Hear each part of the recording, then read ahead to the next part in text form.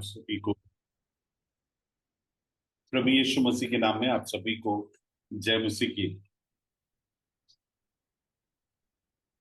आज पुनः इस प्रकार से परमेश्वर के वचन के मनन के लिए मिलने के लिए परमेश्वर ने मौका दिया, इसलिए मैं परमेश्वर को धन्यवाद देता हूं।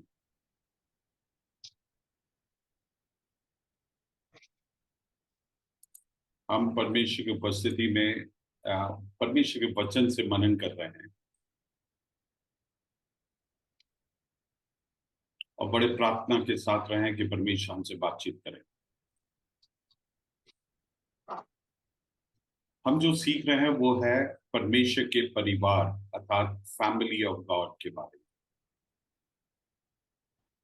और पिछले हफ्ते हमने इफिसियों की पत्री उसके 4 अध्याय उसके पहले वचन और 5वें अध्याय उसका पहला और दूसरे वचन से देखे थे। उसी को हम आगे बढ़ा रहे हैं और हम जब देखते हैं इफिसियों की पत्री उसके 4 अध्याय उसके पहले वचन, वहां पे हम इंग्लिश में इस प्रकार से पढ़ते हैं, I therefore the prisoner of the Lord beseech you to walk worthy of the calling with which you were called। जिसका अर्थ है पौलुस इफिसियों की कलीसियाओं को इस बात की ओर उनके ध्यान को आकर्षित कर रहे हैं और उनको ये बता रहे हैं कि तुम्हारे बुलाहट के योग्य चाल चले। यहां पे गौर करने वाली 2 बातें हैं। एक है योग्य चाल चलन, वॉक वर्दी। किस बात के योग्य? तुम्हारे बुलाहट के योग्य। सो ये 2 बात को हम आज गौर करेंगे, walk worthy of our calling. सो इसमें सबसे पहला प्रश्न उठता है, योग्य क्या है? योग्य चाल चलन क्या है? इसका अर्थ ये है, वॉक वर्दी का अर्थ ये है, ये हमारे जीवन में हमारे चाल चलन, हमारी प्रतिक्रिया, हमारी सोच, हमारी जीवन शैली अर्थात लाइफस्टाइल जो है वो इस बात से नियंत्रित या प्रभावित रहता है वो कि हमारे ऊपर जो परमेश्वर का बुलाहट है उसके वैल्यू को समझते हुए हम जो रिस्पॉन्स देते हैं उसको बोलते हैं walk worthy of your call. सो इसमें केंद्र बिंदु जो है हमारा बुलाहट। अगर हमारे बुलाहट को नहीं समझेंगे, अगर हम बुलाहट के महत्व को नहीं समझेंगे तो होगा ये कि हम अपने जीवन को उस बुलाहट के योग्य नहीं चलेंगे। लेकिन उसकी जगह अगर हम हमारे जीवन में जो परमेश्वर ने बुलाहट को दिया है उसके वैल्यू को समझेंगे, उसके महत्व को समझेंगे, तो हमारा जीवन और जीवन शैली जो है उससे मैच करेगा, उससे मेल खाएगा। सो हम जो योग्य चाल चलने की जो बात कर रहे हैं वो इस बोध में से हमारी प्रतिक्रिया निकलती है या फिर उसका एक रिफ्लेक्शन के तौर पर कि हम उस बुलाहट जो परमेश्वर हमें दिया है उसके गंभीरता, उसके जो महत्व है, it is of high value in our life, तब हम अपने आत्मिक जीवन को लेकर हम बड़े संवेदनशील, सीरियस, गंभीर हो जाते हैं। और ये जो हमारे जीवन शैली है, परमेश्वर के परिवार के अंग होने के नाते, ये केवल ये नहीं कि उस बुलाहट के महत्व को समझने से,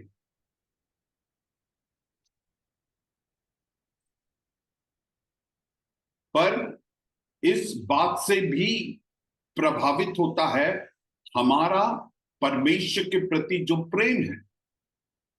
और परमेश्वर के प्रति जो प्रेम है वो भी इस बात पर आधारित है कि परमेश्वर ने हमारे लिए हमसे कितना प्रेम किया। मतलब ये जो दूसरी बात है वो ये है कि परमेश्वर ने हमसे जैसे प्रेम किया है, उसके गहराई को जब समझते हैं, हम में परमेश्वर के प्रति एक प्रेम उद्भव होता है। और उस प्रेम, इमेंस प्रेम के कारण, उस गहरे प्रेम के कारण हम हमारे जीवन को परमेश्वर के उस बुलाहट के योग्य चाल चलना चाहते हैं। ये उस प्रेम से प्रोत्साहित होता है। It is motivated by the love towards God. और जब हमारी आत्मिक जीवन या परमेश्वर के वचन का पालन, मसीही जीवन, परमेश्वर के प्रति जो प्रेम है उससे जब प्रेरित होता है या मोटिवेटेड होता है, तब हमें मसीही जीवन कभी भी भार नहीं लगेगा। It won't be a burden for us. मैंने दो बातें बताया। एक, हम ये जो योग्य चाल चलते हैं वो इस बात पर आधारित है कि हमारे ऊपर जो बुलाहट है उसके वैल्यू, उसके महत्व को समझते हैं। एक उस बोध में से उद्भव होता है। दूसरा है परमेश्वर के प्रति जो हमारा प्रेम है उससे उद्भव होता है। इसलिए जब हम इफिसियों की पत्री उसके 5वें अध्याय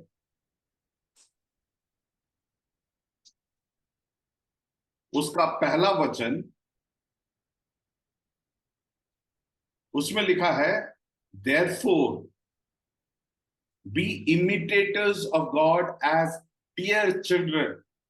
देखिए, डियर चिल्ड्रन, ये भी परमेश्वर के प्रति जो हमारा प्रेम है उस पर आधारित होकर हम परमेश्वर या प्रभु यीशु मसीह ने जैसे जिया वैसे हम जीने का प्रयास करें।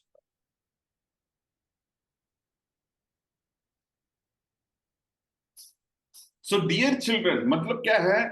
परमेश्वर के सबसे भाता हुआ, हम अपने ही बच्चों में उनसे सबसे ज्यादा प्रेम करेंगे अगर वो हमारे कहना मानते हैं, हम जो चाहते हैं उसके अनुसार वो चीजों को करते हैं, तो उनके प्रति हमारा प्रेम बढ़ता है। इसलिए पौलुस बोलता है एज डियर चिल्ड्रन, परमेश्वर के प्रिय संतानों के जैसे परमेश्वर का अनुकरण करें। सो हमारे जीवन का जो प्राथमिकता है वो परमेश्वर के इच्छा अनुसार चलना। वो इसलिए नहीं कि कुछ नियम है, वो इसलिए कि हम एक बुलाहट को जानते हैं, वो इसलिए क्योंकि हम परमेश्वर से प्रेम करते हैं। मेरे प्रियो, हमें समझने की जरूरत है प्रेरित पौलुस जो है ये किन से कह रहा है? ये एफिसियों के कलीसियाओं के लोगों से कह रहा है।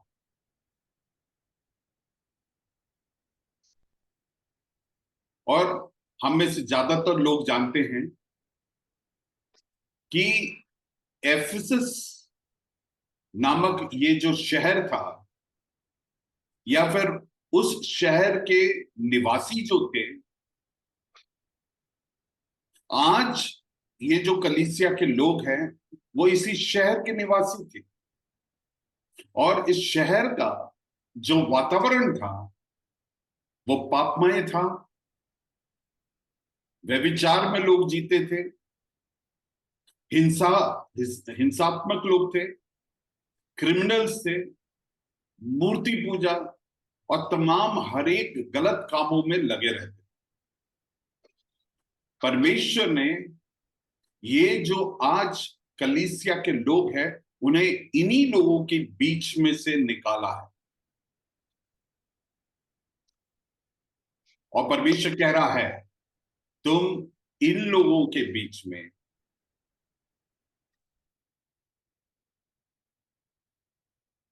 अपने जीवन को जी के दिखाएं, जो तुम्हें जो फर्क है उसे स्पष्ट करें। इसलिए परमेश्वर के वचन में लिखा है कि तुम जगत की ज्योति हो, और दीपक को जलाकर हम पैमाने के नीचे नहीं रखते, वरन दीवट के ऊपर रखते हैं, ताकि लोग तुम्हारे अच्छे कामों को देखकर परमेश्वर की महिमा करें। सो परमेश्वर हमसे यह अपेक्षा कर रहा, या इफिसुस की कलीसिया से यह अपेक्षा कर रहा है और उन्हें प्रोत्साहित कर रहा है कि तुम परमेश्वर के जन होने के नाते, परमेश्वर के परिवार के अंग होने के नाते, तुम्हारे वातावरण के बीच में उनके जैसे होने के लिए नहीं, वरन तुम जिस परिवार के हैं उस परिवार को तुम अपने जीवन में अनुकरण करें, रिफ्लेक्ट करें, दर्शाएं, लोगों को दिखाएं। ये है हमारे ऊपर बला। ये हमारे व्यक्तिगत जीवन में, हमारे पारिवारिक जीवन में, हम जहां नौकरी करते हैं, हर एक जगह हमारे जीवन से ये बात स्पष्ट होने पाए कि हम मसीह के अनुकरण करने वाले। हम अगर कहीं जॉब कर रहे हैं, वहां पे लोगों को हमारे जीवन में प्रभु यीशु मसीह का अनुकरण करने वाले लोग होने के नाते हमारे जीवन में क्या फर्क है दिखाई दे रहा। हमारे ईमानदारी को वो पहचानने पाए, क्योंकि हम मसीही हैं, इसलिए हमारा जीवन उन बाकी लोगों से बिल्कुल अलग है। ये बात स्पष्ट होने पाए। हमें हर बार इस बात को सोचना है, जैसे हमने एफिसियों की पत्री 5 उसके 1 में जैसे पढ़ा, बी इमिटेटर्स ऑफ गॉड। मतलब क्या है? परमेश्वर का नकल करना, यीशु मसीह का नकल करना। अगर हम किसी का नकल करते हैं, जिसका हम नकल कर रहे हैं उसके जैसे दिखते हैं, लोगों को लगता है कि ये वैसे हैं करके, बोलने का मतलब है हमारे जीवन को देखकर मसीह को लोग देखने पाए। क्योंकि मेरा बड़ा भाई और आपका बड़ा भाई यीशु मसीह का नकल करने से लोगों को आप में और मुझ में यीशु मसीह दिखाई देना चाहिए।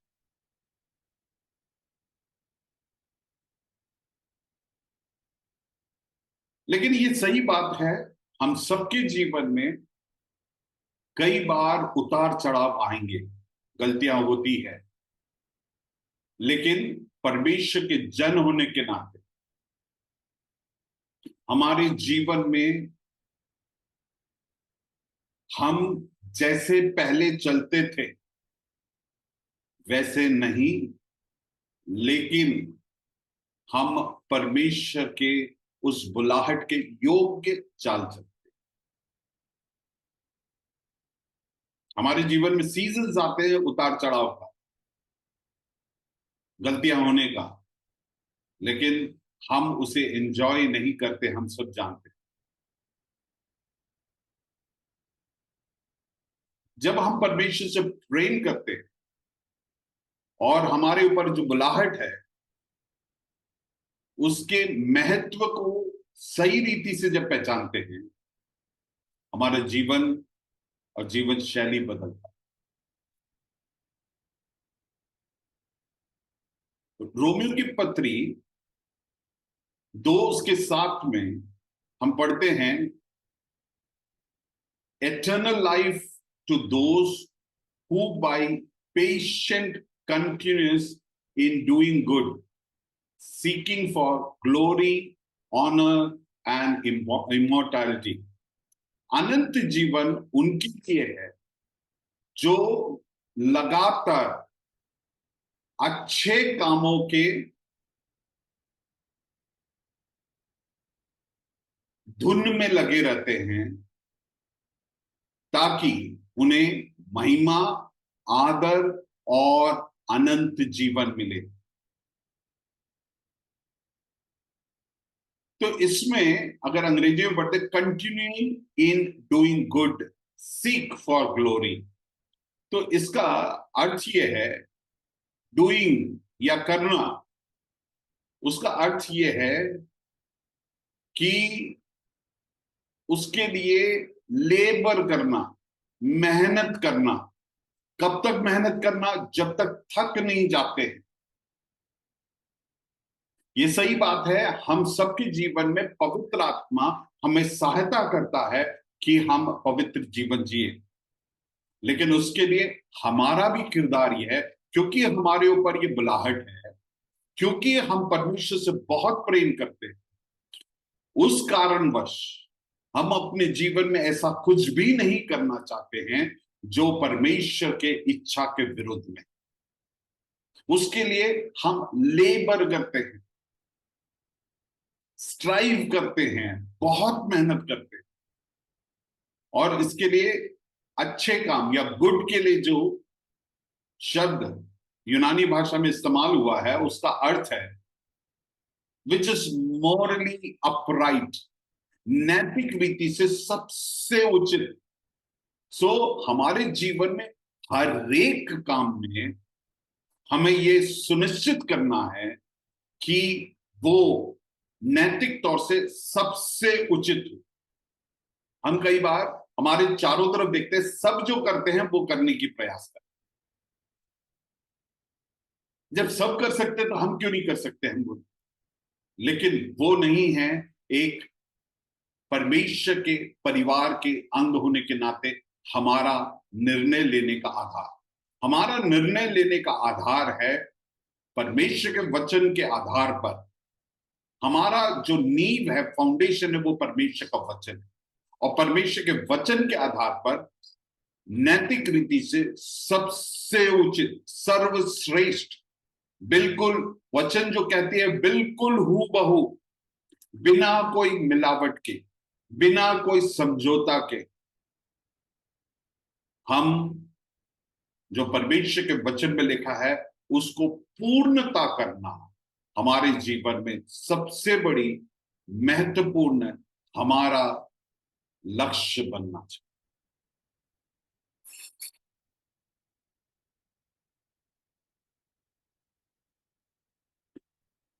देखिए, इन सब में हमें 2 बातें समझने की जरूरत है। हमारी जो बुलाहट है वो किस बात के लिए? एक, परमेश्वर के परिवार के अंग है। हम पहले शैतान के अधीनता में थे, तो हमारा जीवन शैली और जीवन का जो तौर तरीके हैं इस दुनिया के अनुसार और शैतान के फितरतों के अनुसार सब सही था। लेकिन परमेश्वर के परिवार के अंग होने के बाद हमारा जीवन, हमें समझना है, हम एक राजकीय परिवार के अंग हैं। We are a royal family. हम उस परिवार के योग्य, उस परिवार के परंपरा जो परमेश्वर के वचन में है उसके अनुसार हमारा जीवन हो।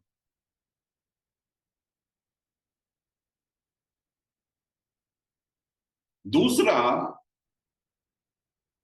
हमें यह समझना है हमारा बुलाहट स्वर्ग के राज्य का बुलाहट है, वो भी सर्वश्रेष्ठ है। हम कई बार गरीब देशों के बारे में चर्चा करते हैं, उनका जीवन शैली बहुत निम्न रहता है।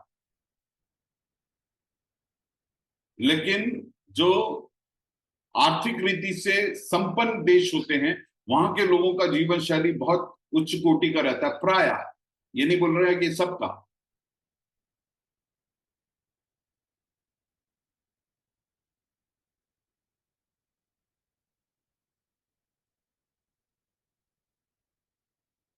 और ये फर्क क्यों है? क्योंकि वो जिस देश के, और उनके पासपोर्ट का भी वैल्यू बहुत हाई रहता है। वो किसी देश में जाते हैं, लोग ज्यादा गंभीरता से उन्हें लेते हैं, उनके अधिकार दूसरे देशों से अधिक रहता है, क्योंकि वो जिस राज्य के नागरिक है उसका तवज्जो उन्हें मिलता है, उसका महत्व उन्हें मिलता है। सो हमें समझना है, इन सारे राज्यों से बढ़कर है स्वर्ग का राज्य, जो सर्वश्रेष्ठ राज्य के हम नागरिक हैं। तो फिर हम उस नागरिकता के योग्य चाल चल।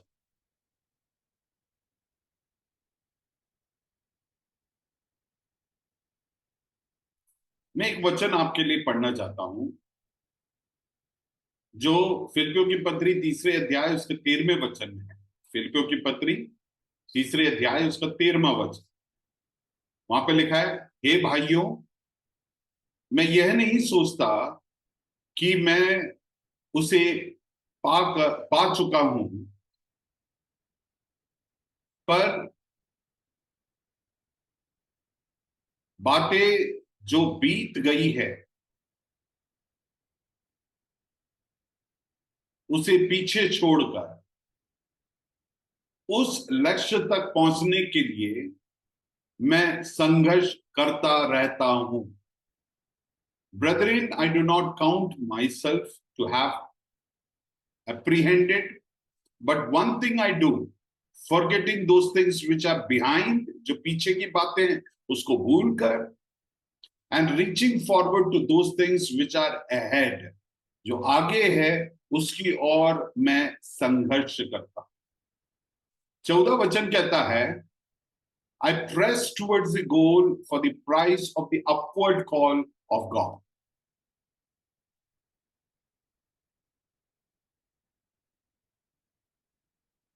पौलुस क्या कर रहा है कि फिलिपियों की कलीसिया को प्रोत्साहित कर रहा है और बोल रहा है, हम सब गिरे हैं, हम सबके जीवन में कमियां आई हैं, हमसे पाप हुआ है, चूक हुआ है। पौलुस बोलता है, वो पुरानी बातें हैं, वो पुरानी बातों को आप सुधार नहीं सकते, उसके बारे में सोचकर दुखी होने से कोई मतलब नहीं। आप जब इस वचन को सुन रहे हो सकता है कि आपको भी लग रहा होगा कि नहीं, मैंने गलत किया है। पौलुस के वचन के आधार पर मैं आपको ये प्रोत्साहित करना चाहता हूं, उन बातों के बारे में दुखी होने से कोई मतलब नहीं। बस एक काम करें, जैसे यूहन्ना 1 उसका 9 में लिखा है, पश्चाताप करें। आप पीछे जाकर उसे सुधार नहीं सकते हैं, परमेश्वर से माफी मांग सकते हैं। माफी मांगे, परमेश्वर के वचन में लिखा वो विश्वास योग्य है कि हमारे पापों को क्षमा करे। लेकिन पौलुस क्या बोलता है, वो गलतियों से सीख लेकर उसके बारे में दुखी ना होते हुए हम आगे की ओर, जो लक्ष्य है कि हमें ऊपर जाना है। हम दुनिया और दुनिया के तौर तरीकों में इसलिए उलझे हुए हैं क्योंकि हमारा नजरिया, हमारा लक्ष्य इस दुनिया की बातों पर है, शारीरिक बातों में है। लेकिन अगर हम उस ऊपर जाने का जो बुलाहट है, अपवर्ड कॉल जो है, वो जब हमारा लक्ष्य हो जाएगा तो हमारा जीवन का जो प्राथमिकताएं हैं वो बदल जाएगा। आज हमारी प्राथमिकता इस दुनिया और दुनिया की चीजों में इसलिए है जो नाश होने वाली चीजों पर ध्यान लगा हुआ है, क्योंकि हमारा जो बुलाहट है उसे हमने पहचाना नहीं। हमें समझना है हमारी जो बुलाहट है वो ऊपर की ओर है।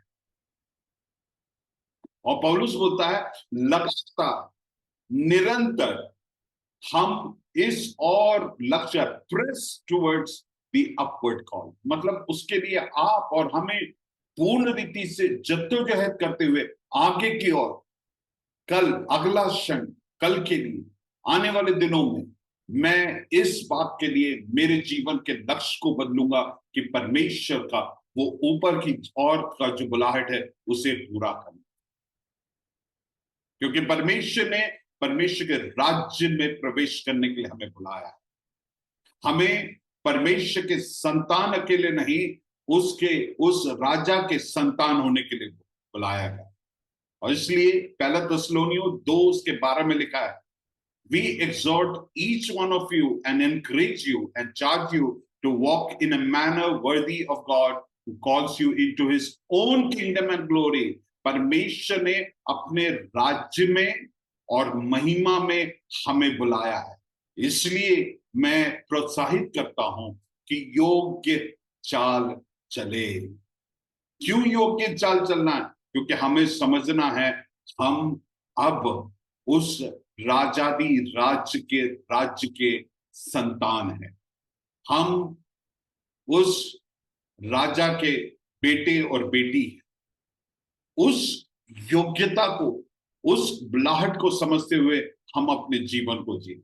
कुलुस्सियों में भी इसे दोहराया गया, कुलुस्सियों 1:10 में भी हम हमारे जीवन की शैली को बदले, क्योंकि हम परमेश्वर ने जो बुलाहट को दिया है उसे समझ। मैं अपने शब्दों को अंत करना चाहूंगा। हमारे लिए हम परमेश्वर के परिवार के अंग है, इसे समझना। हम परमेश्वर के राज्य के लोग हैं, समझना है। और हम अपने जीवन को उस बुलाहट के योग्य चले। और हमारा बुलाहट क्या है? परमेश्वर के परिवार के अंग होने के लिए। दूसरा है राजादी राज्य अर्थात परमेश्वर का राज्य का नागरिक बनने के लिए। एक, हम उस राज्य के परिवार के अंग है और उस राजादी राज्य के नागरिक है।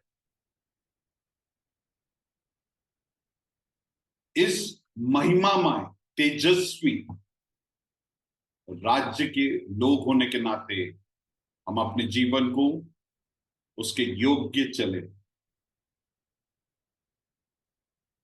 उसके लिए 2 कारण होना चाहिए। एक, हम अपनी बुलाहट का हाई वैल्यू, उच्च कोटि के महत्व को समझना है।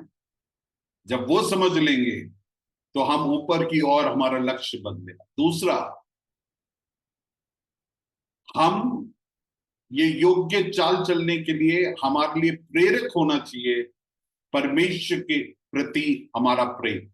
उसके प्रिय पुत्र और पुत्री होने के लिए हमारी जो चेष्टा है, इच्छा है, वो हमारे लिए प्रेरणा होना चाहिए, ये योग्य चाल चलना। मैं आपसे पूछना चाहता हूं, क्या परमेश्वर ने आपसे बातचीत किया? क्या आप समझे कि हम किस परिवार के अंग हैं?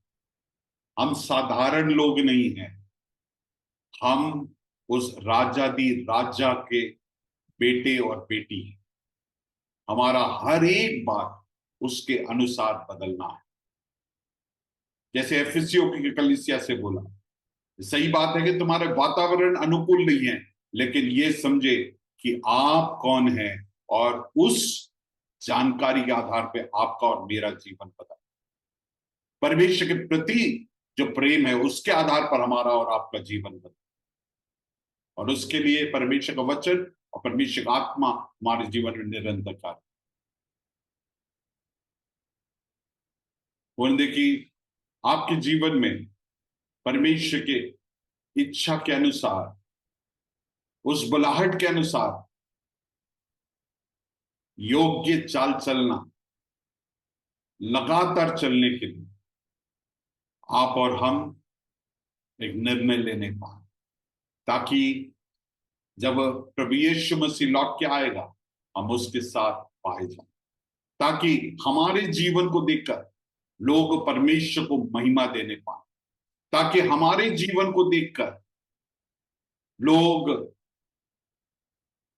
इस परिवार के अंग होने के लिए अपने जीवन में इच्छा रखे, क्योंकि वो आकर्षित हो रहे हैं। ये एक बिल्कुल अलग जीवन शैली, हमारा जीवन उन्हें प्रभावित करने पाए, ना कि दुनिया हमें प्रभावित। परमेश्वर आपको इन वचनों से आशीषित करने पाए। God bless you.